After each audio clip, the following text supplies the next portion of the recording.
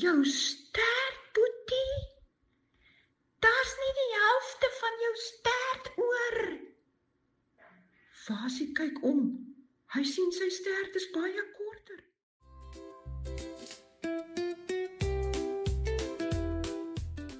Jy sê, jy sit op jou eiers? Hoeveel eiers het jy in jou nes, Truida? Maar paas, haas, jy weet mos, ek kan mos nie tel nie. Al wat ek weet, dis 'n hele nes vol.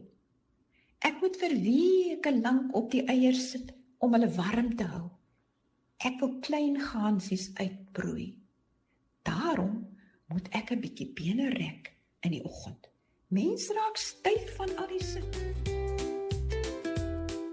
Daar roer nou iets.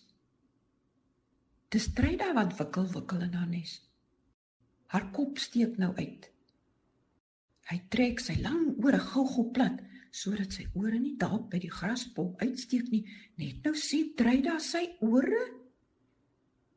Hy loer versigtig om die kant van die graspol, net sy snoet en sy oë steek uit.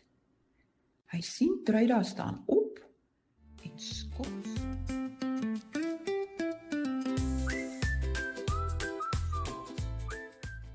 En my eiers is die heel grootste. Julle ou eiertjies is so piepklein. Daar kan omtrent 24 hoendereiers in net een van my eiers pas. Het julle dit geweet? Die ander kyk verbaas na Volstruis. Hulle het dit nooit geweet nie.